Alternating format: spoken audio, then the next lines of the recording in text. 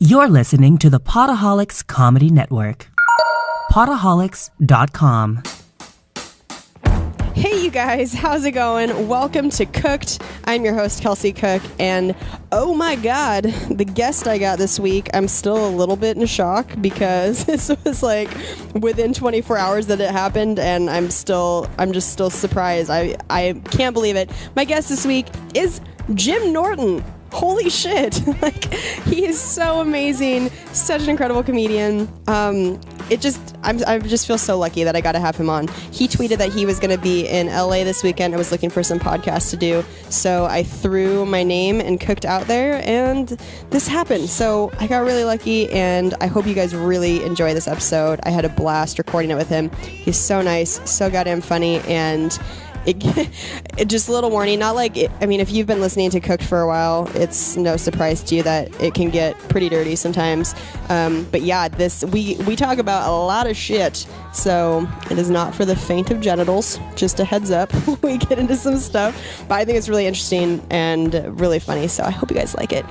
With that, if you guys could please go follow Jim, if you don't already, at jimnorton.com. His Twitter is at Jim Norton. He has a new special coming out a week from today. So this is coming out on April 17th. His new special, called Contextually Inadequate, comes out April 24th on Epix. So mark that on your calendars. Check it out. It's going to be amazing. If you don't follow me on Twitter already, please do at Kelsey Cook, KELSEYCOOK. You can go to my website, kelseycook.com. I am in the La La Fest, the Inside Jokes Festival in LA this week, so you can see me tonight at Bar Lubitsch at 8 p.m. for the Peachy Keen show there. I'm really excited for that. There's just some other ones coming up, so go check that out. And please, if you haven't yet, take a second and go subscribe to Cooked on iTunes. Give it a 5-star rating and review. It, honest to God, takes 1 minute. Takes literally like 60 seconds. It takes no time at all. Just take a second, go subscribe, give me a 5-star rating review. It helps the show move up so much. If you can take a second, you would be amazed at how much it helps the ratings on iTunes. So do that. Oh Jesus, my cat. Hey, knock that shit off. My cat is destroying all of the things that we love in our home. Also, if you have any shopping to do, make sure you do it through potaholics.com/cooked, COOKD. If you click the support the show banner, it takes you to Amazon. Everybody shops at Amazon all the time. We all love it. It's amazing and great.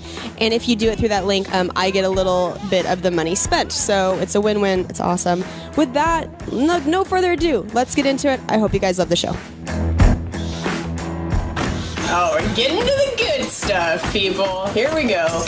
Why would you think naming your kid Northwest would be cool?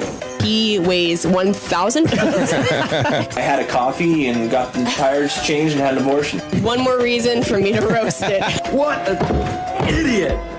Oh, what a loser! Good. More for me and you. All I hear is like pork chop sandwiches. You have retarded rabbit feet. You're an asshole. That ruins the joke completely! Sexy time segment. Dude, there's a woman pulling a bird out of her vagina. No, not like a little bitch. I want to make a sweater for your penis. You've been cooked. You've been cooked!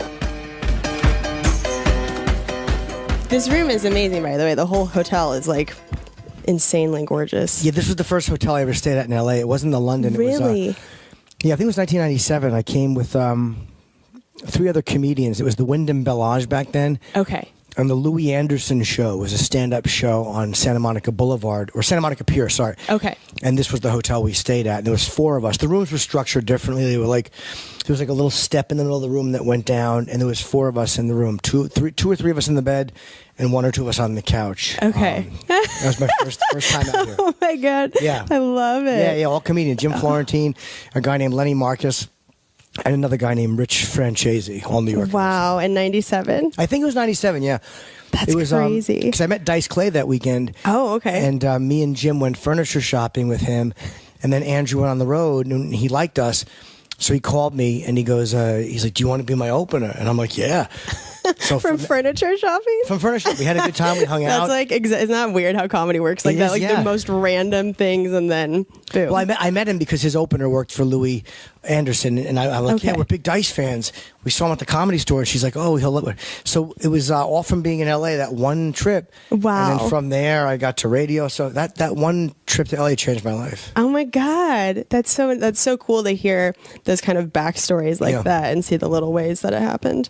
I'm so excited that you're here. Thank you for doing Cooked. Well, thanks for reaching out. I mean, you tweeted, and I was supposed to do Adam Carolla and a couple of other ones, but he canceled because he has an event, and I'm like, I got to schedule some more podcasts. So I'm happy that you reached out. Thank you. Of course, yeah. I mean, looking at the list of the people who replied, I was like, oh, I'll throw it out there. But I know that when you got here, you did Joe Rogan, you've done Jay Moore, Bert Kreischer, and anything else? I did Kevin and Bean. Oh, that's right, Kevin and Bean. This morning.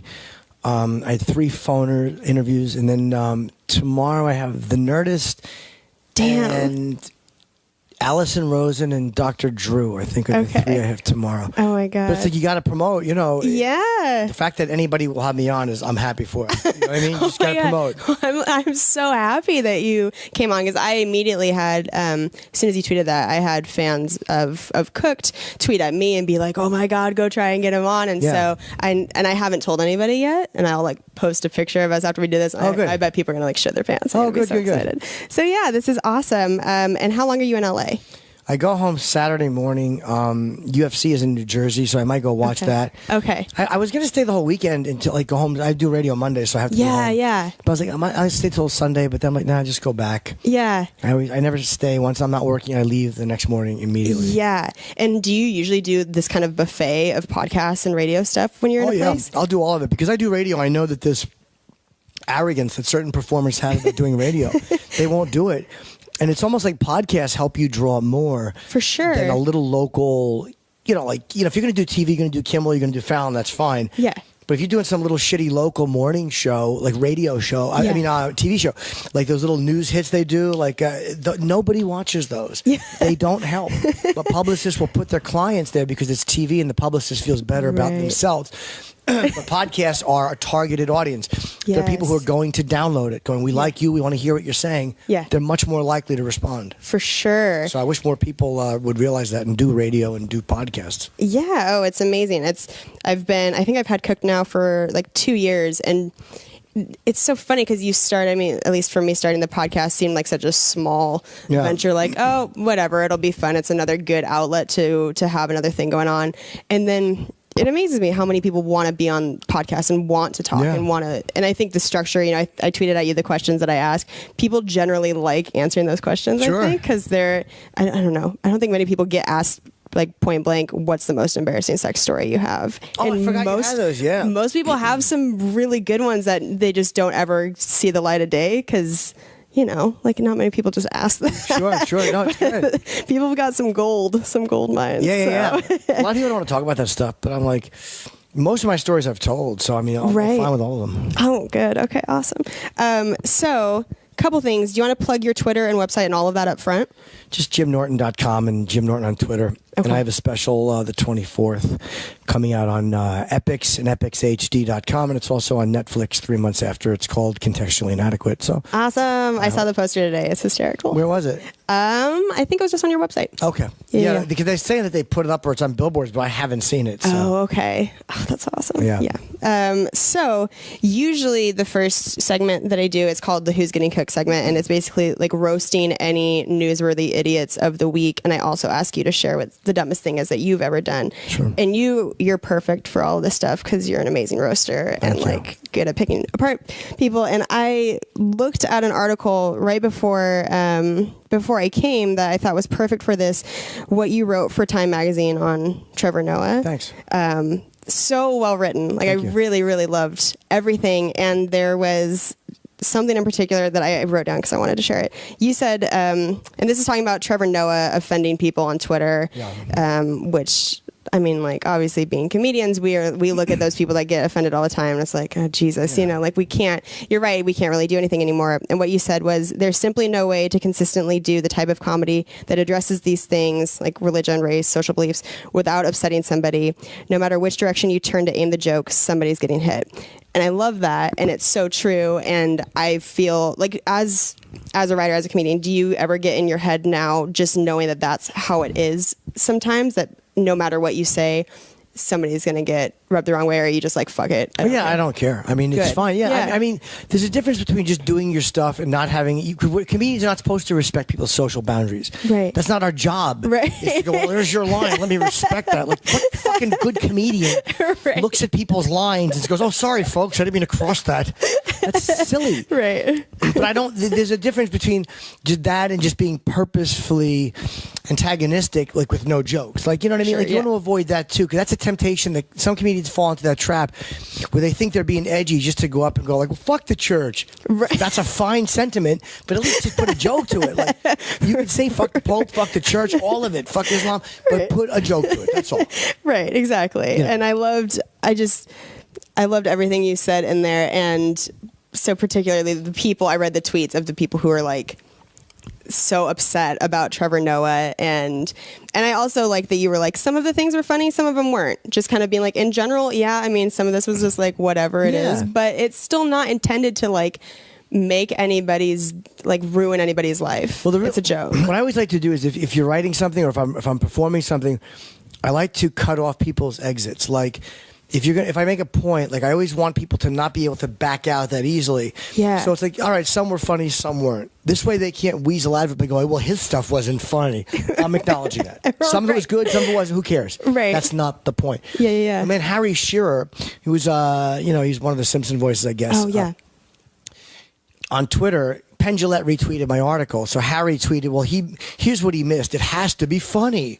So because he mentioned me in it, I wrote back, I didn't miss it. I just, the point was that if the goal is to be funny, that's enough. Sure, yeah. And of course, he's like, no, that's not enough. And there's nothing worse than someone who thinks he understands humor. A guy who's been involved with humor for that long. Yeah. Look, you're Jewish. You don't like any type of a joke about Jewish stereotypes. You may feel that they enforce those stereotypes. Fair enough. Right. But don't act like all of a sudden that's the one area we shouldn't go into because it's not funny. Shut the fuck up and stop pretending you don't. The intent to be funny is everything. Yes. Yeah. Because who's to judge if it's funny or not funny? There's plenty of people that might have liked his jokes. That's just comedy snobbery. That's irritating. For sure. And I've always felt like comedy is like people's taste in comedy is even more subjective than their taste in music. Yeah. You know, it's like people are so opinionated and specific on like, oh, they're funny. And if somebody gets rubbed wrong once, they're like, fuck them. Like, totally. And they're very vocal about it. I feel like I notice that even more with comedians than music. Like, people feel a really strong entitlement to put a label on somebody and be like, not funny, because I heard one thing that offended me. Yeah, you know what it is? Because musicians are playing instruments and most people know that they can't, or they're singing and most people know that they can't. But everyone has said something funny. Everyone has given an opinion. So for some reason, people feel like they are somehow a piece of the creative process, like, because you need them to laugh. There is a give and take with an audience. Sure. Whereas with music, there might be a little bit less of a give and take because you're performing all of it. Yeah. If they're rocking, that's great. But if they're not, your song is still the same. Yeah. But they're not part of the creative process. I always think you have two options as an audience member: laugh or stare. That's it. Don't fucking groan at me. Don't, oh, come on. Don't act like you're wounded. You saw Django and enjoyed it. You know what I mean? Right. That's what bothers me. Is they give us such a hard time, but they all slow down to look at car accidents. They all like pornography. So you can't take their outrage seriously because it's bullshit. Yeah. No, I agree 100%. And I loved... listening to your Ted the Roaster character, and I just thought how awesome that would have been if you would have somehow done like an audio clip bashing the people who were bashing Trevor Noah, or like be one of those people bashing Trevor Noah in that voice. Well, Ted the Roaster, Ted is a radio character I do, Ted Scheckler. Right. I think Jeff Ross was in that day, actually. And Opie and Anthony fans, understand who Ted is or Chip Chipperson or Uncle Paul or Edgar. Yes. But non-O&A fans, I don't know if you're familiar with the show at all, but Yeah. non-radio show fans have no idea. Right. I was just on Jay Moore's show, and he wanted me just to keep doing Chip. And I'm like, fine, I'll do it. But I know that most of your audience hates it because they have no idea who Chip is. Yeah. Which is fun to me, kind of. Yeah, I actually, so my boyfriend, who's also a comedian, is a huge fan Oh, of is he you really? and huge fan of O&A, and he wanted me to specifically ask you, where did that character come from? Where Which did Chip one? come from? And what was it like introducing him to Opie and Anthony and other comedians? Chip, all of those characters came from in my personal life. I would annoy my girlfriends with them. I legitimately would annoy like Chip was just so embarrassing. And I told the story on Rogan but what I would do is I would just tell bad jokes in Chip's voice in a cab, and it would really annoy the girl I was with. Or we'd be in a restaurant and she would order, like, in a steakhouse, and she would order like something like, I'll have the steak, and then Chip would go, how much is that? And she was like, people think I fucked this guy. It's not funny. It's humiliating because people think that I really like you and that's who you are. So I realized, like, I got such a gut reaction out of that and the other characters. And I'm like, I got to do something with these. For sure. And on the radio, Opie and Anthony both hated Chip a lot, and that made it satisfying to do. If they had just enjoyed him, I would not have done him. Right. But the fact that it really bugged them for a while made it worthwhile. Like a visceral hate. Yeah, Just yeah. Oh, Very God. satisfying. There is something about the voice and just like the opinions of that character that awful. make you like you just want to shower. You're like covered in like a coat of slime or Awfulness. something. Yeah, when Anthony would be doing live reads, and I would always go over and touch him as Edgar, and it was like with my fingernail, and he would be in the middle of a read for a sponsor, and he'd go, "Stop touching me, Edgar!" And it made me so happy that he actually had to sink to my world to call me Edgar. Right. It was so silly. It just reminded me of what I like about being funny and hanging with funny people. Right. It's like it's a goof. The whole thing is silly. Yeah. We're just acting like assholes. You and your friends are fucking around. Like, that's the fun part of this. Yes, truly. So yeah, that was kind of the portion of the Who's Getting Cooked segment I want to talk about because you did such a good job roasting those people in the article. And that is like one of the things I like to do in that segment. And then I wanted you, if you can, to share one of the stories of the dumbest thing that you've ever done, or one of them. One of the dumbest things I've ever done in any particular... Yeah, I mean, a lot of people's involve alcohol, obviously. I remember one time I was... I tried to call a bomb threat into the White House. Oh, my God. When I was young. I was like 12 years old. I was in a public library. Holy shit. Yeah. Every layer of what you said just like keeps getting crazier. I was in a North Brunswick Public Library. I must have been maybe 13. I was very young. And I think I tried to call a bomb threat in, but I only got to the operator or the Washington, D.C. operator. I did call a bomb threat into my high school when I was drunk, and I cleared out the whole school. Oh, my God. Yeah, I was an antisocial. You know, the only reason I wasn't a shooter is because I didn't have a gun. I mean, I was Holy very shit, antisocial. yeah. We were drunk, though, Oh, when we okay, did that. okay. That one I was very drunk for. I called the FBI. Oh, I called some Klansman. I got drunk one time. He was a preacher in the Ku Klux Klan. I found his name in a book. So I actually tracked him down like 411 back way before cell phones. Right. And I got him on the phone. I was 16 and drunk. I started yelling at him for being a racist. He's like, well, I'm not in the Klan anymore. And actually wound up having a chat with this fucking Klansman, which was fairly stupid. But at the end, it worked out. Right. It Oh, worked my out in the end. God. So a lot of yours were like in the youth. There's not a And lot alcohol Right. induced. Yeah, I mean, I've done stupid things as an adult. I just can't. I can't think of any offhand, but if I do, I'll tell you. I mean, those are just the ones that come to mind. If something springs up throughout this, you let me know. Sure. I'll tell you something dumb I did as an adult. I did this a few years ago. I was dating a girl, and I was talking dirty on my phone to another girl. I was dirty texting. Okay. But it was not a girl I had ever fucked. And I was just, talking, intriguing, saying, hey, come over, I'll give you 500. Just being really dirty and perverted and trading photos. And I hit the wrong button on my phone, and it printed my conversation. Went right to the printer. Oh, my God. So the next day, my girlfriend, who was going to school, taking something in school, wakes me up. And she goes, I know all about your chat with what's her name. And I'm like, what do you mean? She's like, it fucking printed. And I took that to school, and I almost turned that in with my paper because she printed her paper. Oh, my this God. text conversation was under it. So she almost handed in my dirty text conversation to her fucking professor.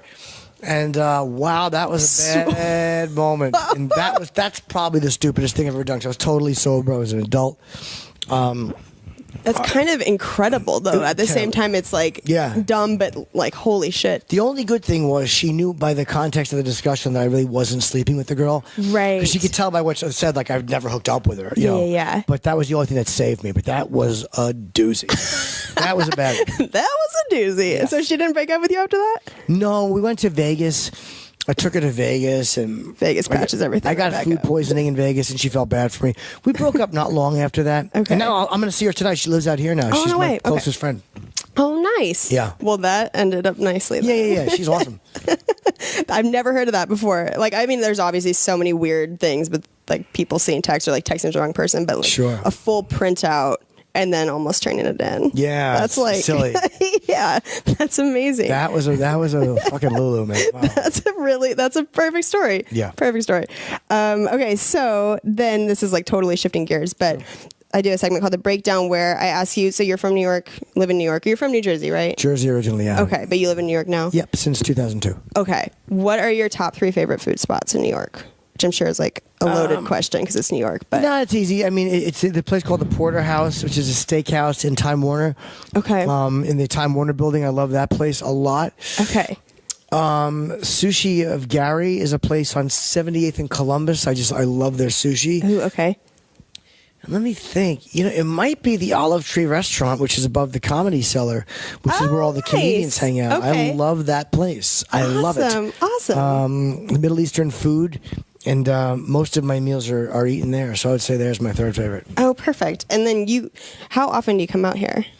I'm out here. I mean, since Leno left, I was out here all the time for Jay, but I mean, I come out when I have to promote or when I'm doing a gig, so it's usually just when I'm promoting. Okay. So not nearly as often as I like, because I really do like LA a lot. Do you really? But I get lazy out here. I don't feel very creative when I'm here, so I have to have a reason to be here.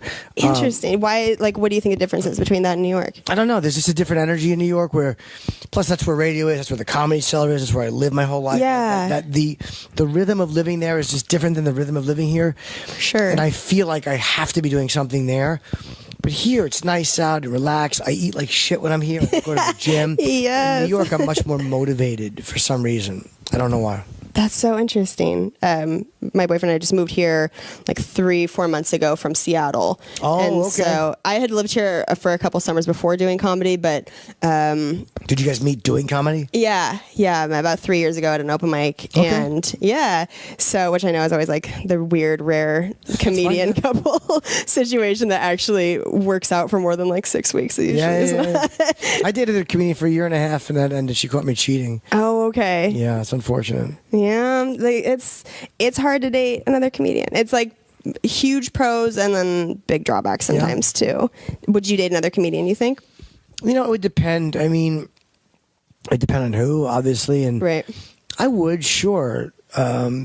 She was awesome. Yeah. I was just fucked up. She's just another one who's a friend of mine now. I mean, I'm a great friend. Yeah, I'm a shitty boyfriend. Maybe not as much now and years later, because this was years ago. Okay. But it took her a while to forgive me and be my friend, so I'm happy she, Yeah. because I was her friend before. Are you single right now? Yeah, Can I ask for that? 3 years. Okay. And it's not hard to find people to date. It's not hard to find people to sleep with, but it's hard to find someone that you want to have sex with, but who you enjoy after, and like who is funny and smart to be around, and For sure, like yeah. who you want to go to a spa with, or just, hey, let's take a flight here. It's like that's the kind of stuff that I miss. Yeah. Sex is very easy. You can get anywhere, or you buy it. You know what I mean? Yeah. But with somebody who to hang out with, Yeah. that's the hard part. Yeah. I mean, you realize that is the vast majority of your life is mostly Absolutely. doing nothing. And so Yeah. if you can not only tolerate somebody all the time, but actually enjoy it. Like I am always amazed at that with Kane. I generally never get sick of him. And I'm always Right. like, yeah, it's probably like a good fit. It's really important. Yeah, it's hard. Because for me, it's like the other, if it's only going to be the other 23 hours and 59 minutes, it's like, all right, what do we do? If that's all we're based on, it's going to Right. be a very awkward amount of time together. But that magical minute. Yeah. Oh, please, forget it. Caution to the wind. Yeah, but that's good if you get along. If you don't get sick of each other, you should stick with that one. That's important. Yes, I mean, like I said, the pros and cons. Sure. So it's hard for me to picture being with somebody who isn't a comedian anymore at this point, just because like that level of understanding is so huge. And also, you have to respect somebody's humor, because there's nothing worse than an unfunny motherfucker. It's the worst. The person who thinks of being funny.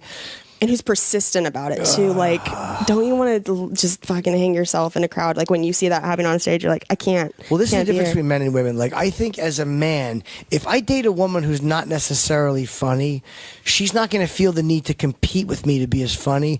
But as a comedian, as a female, if you date a guy who's not a comic, Right. and he sees how funny you are, as a man, that's going to bother him, and he's going to try to compete with you and make you laugh and be funnier. That's just like an alpha thing to do, Right. and you're going to fucking have zero respect for him, Right. and you're going to hate him. Right. So you probably have to date somebody who's at least as, you know what I mean? Because I think, Yeah.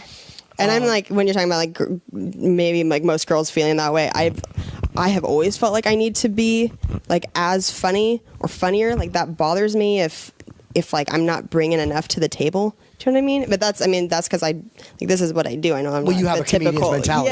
Yeah. It's not the normal thing, but I've just never had a woman feel a need to like I've never felt like somebody I was dating was competing with me to be funny. But I can definitely, I've seen so many men that feel that need to compete. oh yeah, I'm sure there's plenty of women that do it too. I just haven't noticed it. yeah.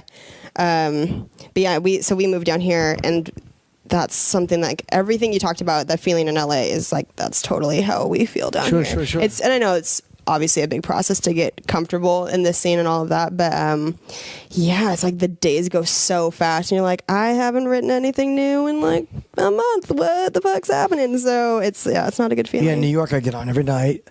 Yeah. You know, and I shot the special, and it airs next week, and it's like now, it's like I shot at the end of January.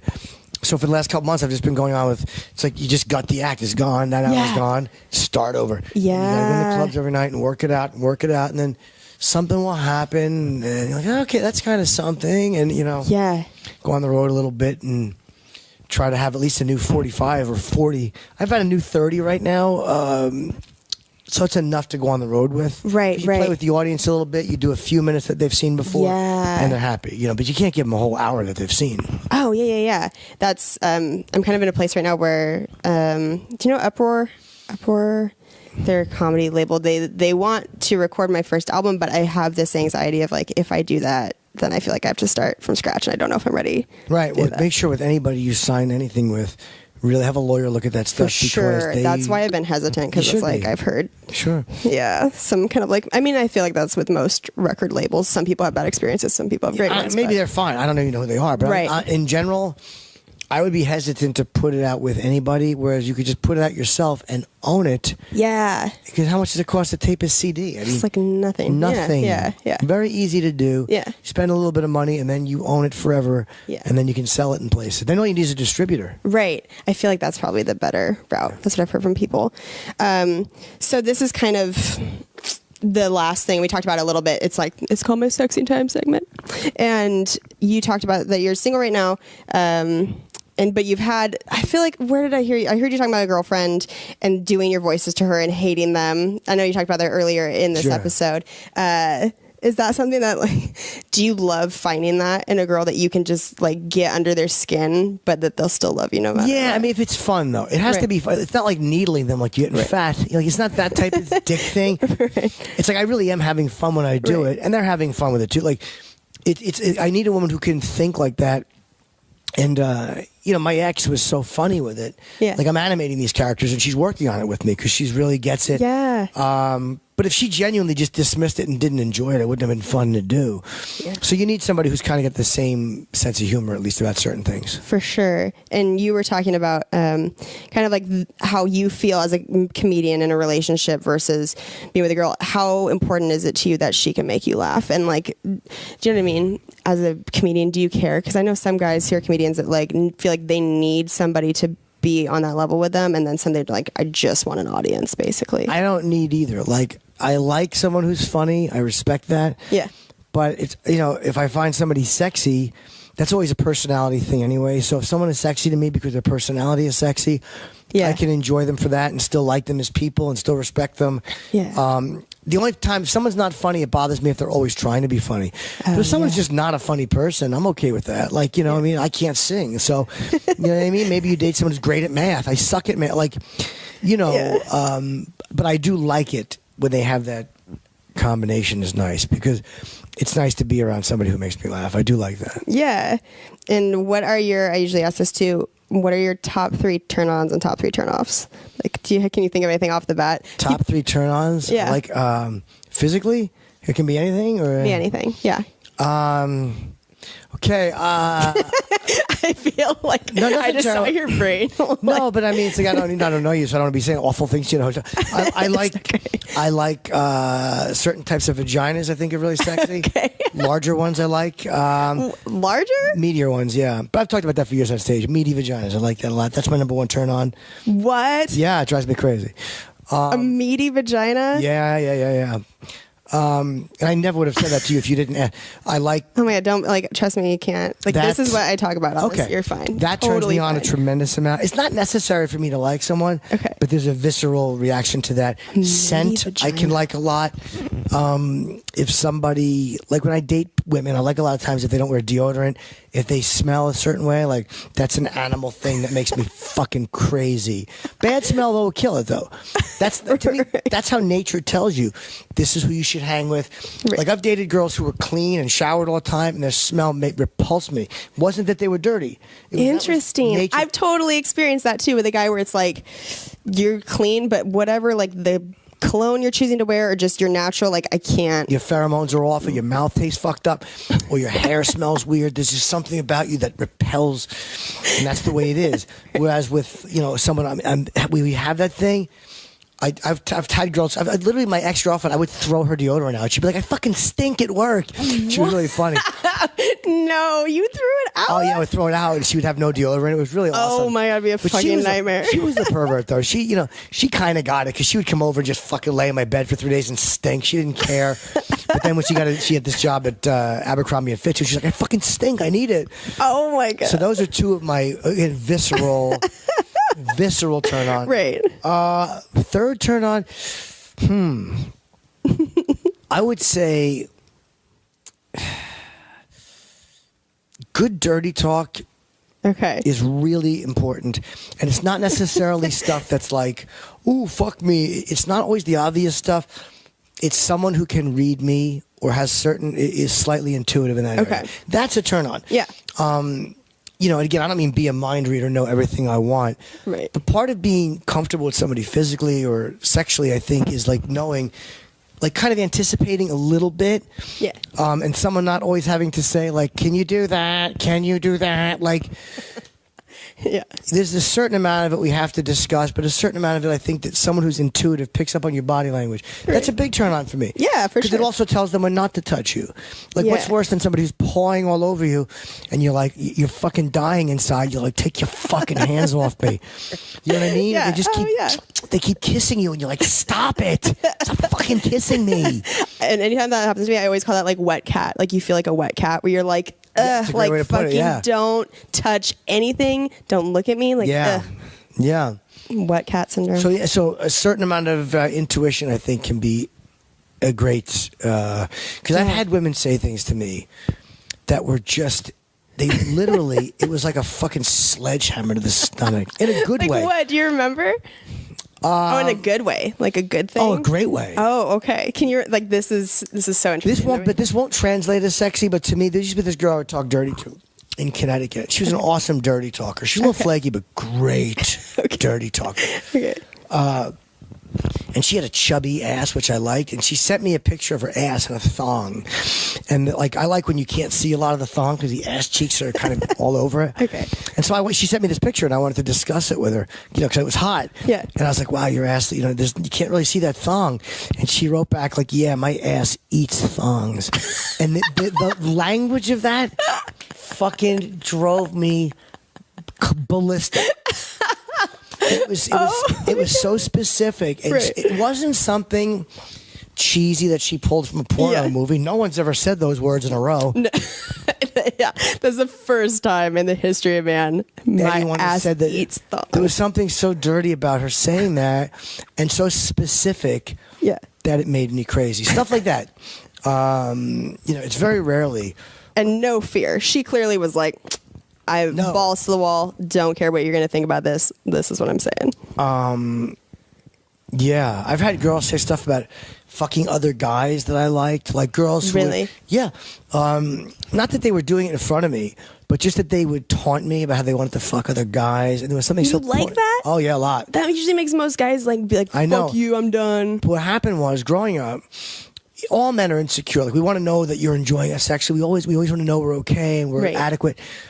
But there's such fear with that, and there's such a terror with it. And I would obsess about it. Yeah. And then a girl I started dating who was really dirty. I knew that, we were happy with each other's bodies sexually. I'm not insecure about my dick. Yeah. But the guy she dated before me had a giant dick, like a porn dick. And she told me about that because I met her when she was a dominatrix. So she would tell me, like, all these dirty details. Yeah. And then once we stopped exchanging money and actually became a real couple, I had this fucking whammy, like, oh my God, her boyfriend's dick was giant. Like, not nice, but giant.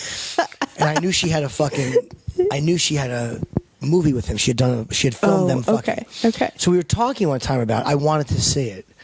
And it was so hot because I'm like, I really want to see this movie with you. We were fooling around. And she's like, you wouldn't like it. And I'm like, why? She's like, you would not like the way I acted in this movie. She was telling me that I wouldn't like the fact that she appreciated it. It was so fucking pornographic. So I did watch it with her. Wow. And it totally changed my perspective on that stuff forever. Like, it was no longer threatening. It was dirty. Yeah. So I took something that would have fucked me up and would have sabotaged Yeah. what became a pretty good relationship, and I made it just dirty, and we incorporated it into our dirty talk, and we would put ads online, and and she would call these guys while I fucked her, and she would talk about how she wanted to suck their cocks and fuck them, and it was safe and it was dirty, and it was like she was being. Because for men, we're always allowed to say, like, yeah, I crave this, I crave that. But women are never allowed to say that I crave this really dirty stuff. Yeah. So to see that side of it, Yeah. and for her to be open with me about that and to be in on it with her, drove me crazy. There was something very intimate about it. Yeah. That's this is fascinating. I'm so happy that you're Drove me sharing nuts. this because most guys can't even stand, like, if there's a picture with your ex, literally just like a picture of him, or you wouldn't like delete it. I just don't want to see it. To watch your girl fuck that, like, that's never. I've never heard of that. To watch a girl, if I was with a girl, to watch her actually, like a couple of my girlfriends, I've watched them fuck, blow other guys, and I've like fooled around with girls in front of them, but I've never watched a girlfriend fuck. That might be hard. Yeah. To watch a girl just get really porno fucked, but a little oral sex is tolerable, and the fantasy of it's amazing. Yeah. Any type of taboo fantasy, like that type of stuff, because somebody is sharing something with you. Yeah. That nobody else knows. Yeah. And that's, like, there's this one girl I talked to in New York, and she has a very normal job, a very, very square job. I'll tell you off air what she does. It's a very normal job. And do you have a pen? I'll write it down. Yes. No? Not on me. Okay. But, we've talked dirty and stuff, and she was telling me she wants me to do all this stuff, and she's like, you're going to wear my panties while you do this. And I'm not necessarily a submissive like that. Right. I don't have any desire to cross-dress. Yeah. But, fuck it, I did it. Oh my God, yeah. It was because it was so perverted that she wanted me to do it. Holy shit. The fact that not one person she works with would ever believe she liked this stuff. So when she was over, and she was like, put them on. I was like, yeah. And then again, none of that stuff feels. I'm not homophobic or any of that shit. I don't care. Right. But it just felt so much fun that somebody like. If it was a fantasy I had, like, oh, I want to wear panties, and then she said, okay, we're going to put panties on you, dirty boy, I'd be like, ugh, shut up. Oh my God, it just sounded like vomit come up for a second. That's not organic. In that voice, dirty boy. That's not organic. That's not. I've had dominatrixes walk into my apartment, and there's something very sexy about them, because again, they're very intuitive people. Right. They normally don't fuck you either. They engage in other type of stuff, but they just read you really well, which is, again, I love that. Yeah. I've had doms walk into my apartment and go, hello, slave. And I'm like, shut up. What, are you wearing a Halloween costume? Yeah. Can you not read that I'm not a slave? Like, that's not who I am. And, like, don't it's much more subtle than that. Right. It's not that. So I don't know how we got off on this tangent. No, I love it. This is, I mean, like I said, it's the sexy time segment. I want to hear, like, yeah, I love all of that it. stuff in people. I love the taboo. I love you'll find something about somebody and you'll know something about them that nobody who knows them knows. Yeah, and then you feel like you're in on something really special close and cool too, because like you're talking about the girl. I don't know what she did, but clearly, like you said, nobody else would have known except you. That's You'd cool. never look at her and think that she's that dirty. Right. When she came over, she wanted to pee on me. And I'm fine with that, but I didn't do it the first time. I'm like, let's not do that yet. Yeah. It's like literally the first time she was over, she wanted to throw me in the tub. Like, that's how fucking perverted she was. Wow. Awesome. Yeah. But again, it was like, let's not run the whole gamut the first time you hear it. Just, throw the underwear on, we'll laugh about it later.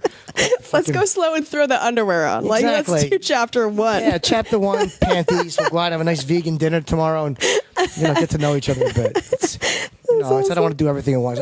I've also been spoiled in life where you do too much with somebody too fast, and then there's no getting to know them process, or there's no.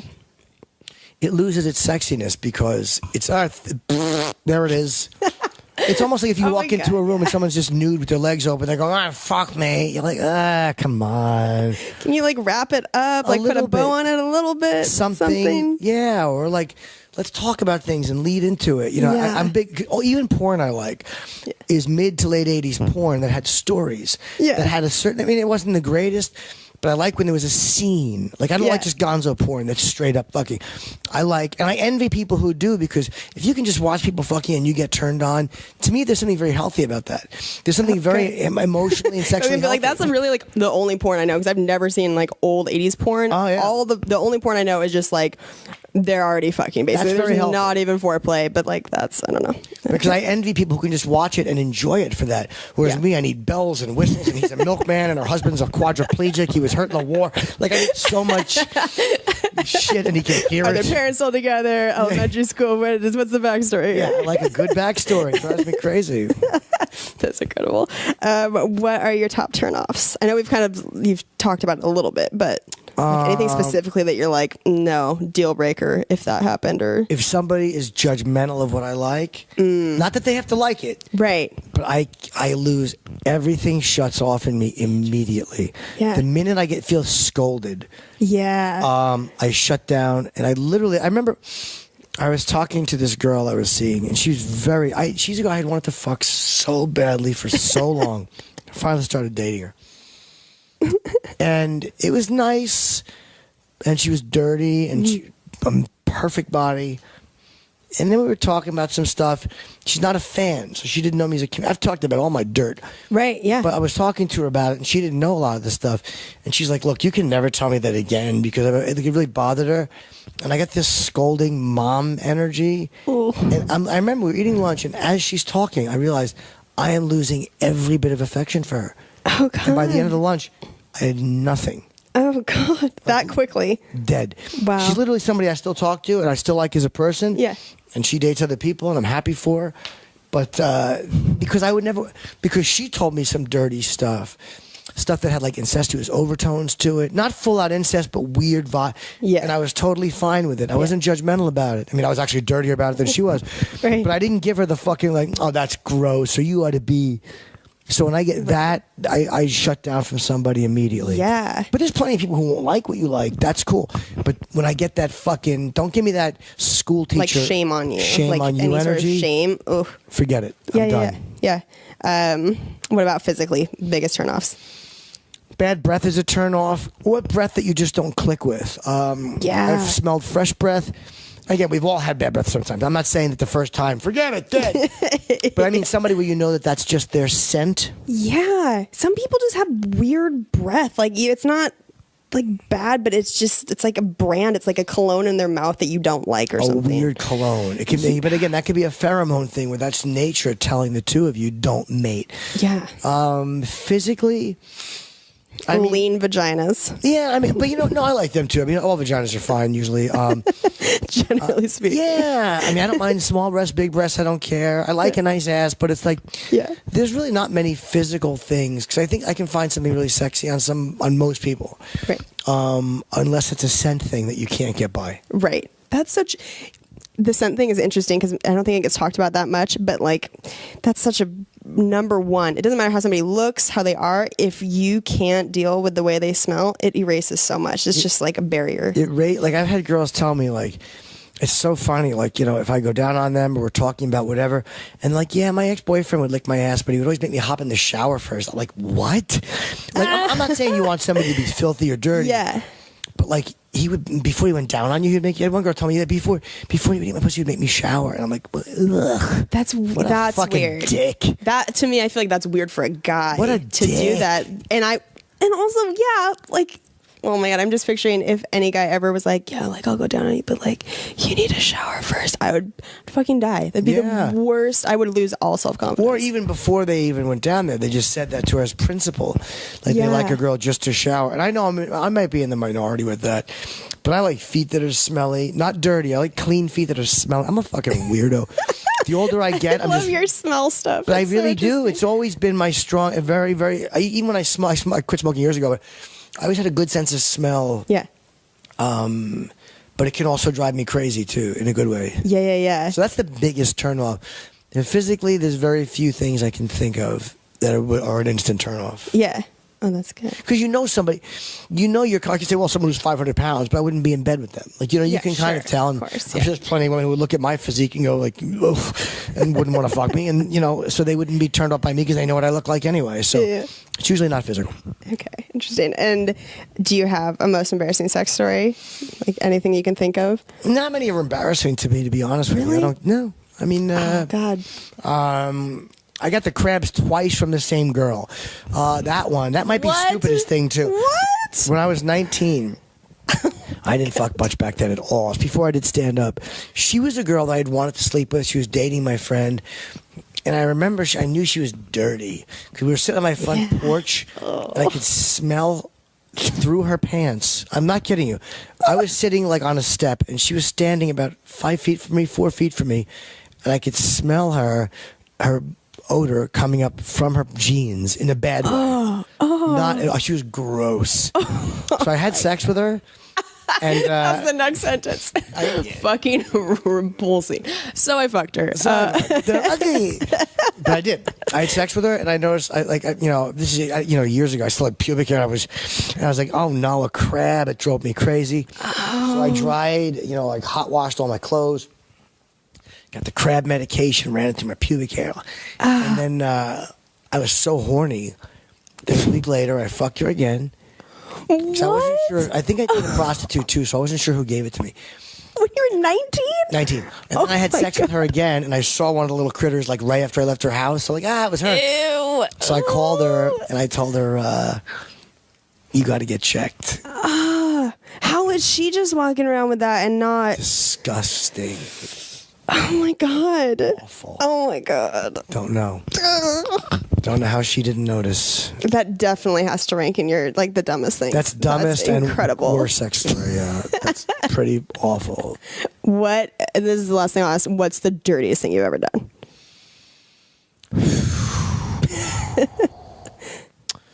Hard to say. I mean, I've had more unprotected sex than I should probably have. Okay. Dirtiest thing. Something that you were like, I've never done that, and you feel a little bit like after, like, oh wow, okay. I've been pissed on. I didn't think that was that dirty, to be honest. I've done it. Yeah. By two girls that wanted it. I didn't think that was that dirty. Yeah. Dirtiest thing. Getting fucked with a strap on, maybe. Well, I couldn't take much. Really? Yeah. Oh my God. I love your stories. You have so many. You are much more. I mean, I have like a wide variety of people on, but I think you're probably the most open. You and Mitch Fatel. Oh yeah. Because he swings. He and his wife swing, and they met in a threesome. So he's got like crazy stories too. Yeah, I would say, but I could never fully get fucked with a strap on. My body just won't tolerate it. It was more the idea of it. It was so perverse. Yeah. And it actually turned the girl on to do it. So the fact that she was that dirty. Oh my God, yeah. made me. You're a brave man. I had a massage therapist do something one time. This is I have no idea what happened to her. I'd seen her a couple days in a row. And we were getting like really sexual vibes, and she like let me kiss her feet, and then she was massaging me, and she started like squeezing my face. Then she stuck her fingers in my mouth, and that would normally someone's hands would usually gross me out. But they had massage oil; they weren't dirty, right? But that she knew to do that, that she took that initiative, like that she knew she was in that moment. Her energy was dominating me sexually so much that she could just stick her fucking fingers in my mouth. That made me crazy, even though that's not that dirty. Right. But it's the weird stuff. You know what I mean? Right. To me, spanking, being spanked, none of that stuff is really dirty. Anal sex, who cares? It's It's the dirtiest thing you've ever done. Oh, I wasn't ready to answer that.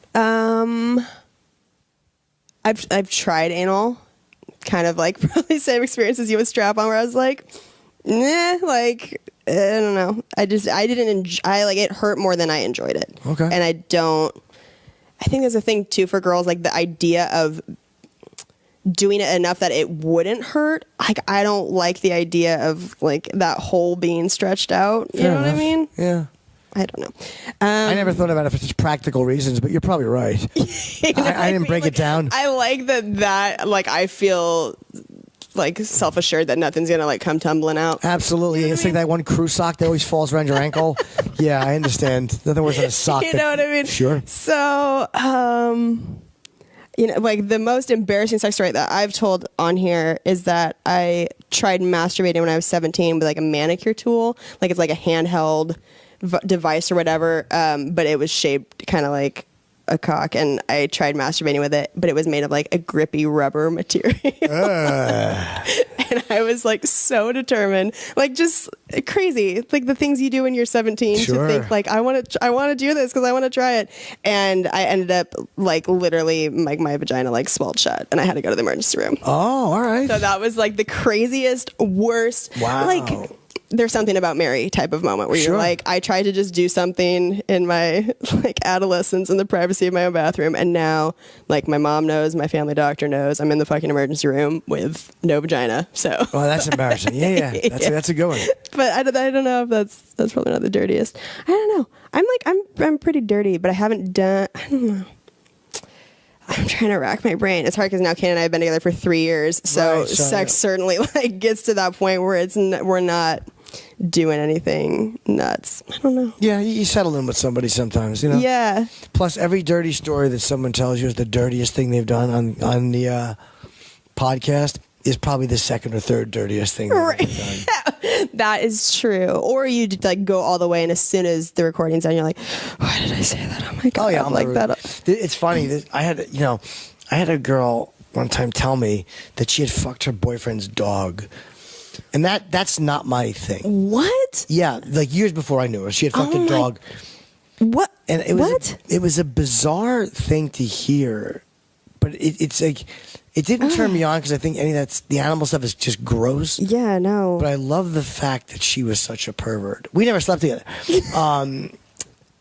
But it was so much fun that she told me that. Yeah. And I was like, wow, I thought I was dirty. Yeah. It's always someone worse. Oh, always. Like, no matter how dirty my stories are, literally none of them involve dogs or any animal or minors. None of them. Right. Those lines will always stay very Those clear. are lines I have no desire to cross. Right. And that makes me feel good. Like, whew. Yeah. Thank God, I'm fucked up. But man, there are certain neighborhoods I never want to go in. So I feel okay about myself. Good. Yeah, I'm trying to think of dirty stuff, and yeah, maybe it was anal for you. That's all right. Maybe you just. Yeah, I mean that alone, I think most girls won't admit that they've done it. But have you ever slept with two guys at once? No. Okay, that's what a lot of women would consider the dirtiest thing. I haven't. I made out with girls. Yeah, that's fine. But that's again like, everybody like very normal. Yeah. So I don't know. I'm very open. Like I've always been very open about like talking about sex, and that's why like I have this segment, and I think it's just really interesting. But so most of your stuff is probably from the neck up. Like you have that perverted mindset. You can kind of go and explore all this weird stuff. But it's probably better that way. Yeah. So anyway, I will let you go. I know that you've done so many podcasts while you're here, and I'm just so happy that you wanted to do it. Thank you for reaching out. I enjoyed it very very much. This was fun. I didn't know what to expect because I haven't heard the podcast, but this was really fun. Oh, good. Thank you for doing it. Go follow Jim on Twitter if you don't already, at Jim Norton, and your website, jimnorton.com. Yeah, my dates are on there and stuff like that. And Friday the 24th, the special comes out. So awesome. I hope people like it. Mark your calendars. All right. Thanks, you guys. We'll see you next week. Bye. This has been a Podaholics Comedy Network presentation. Podaholics.com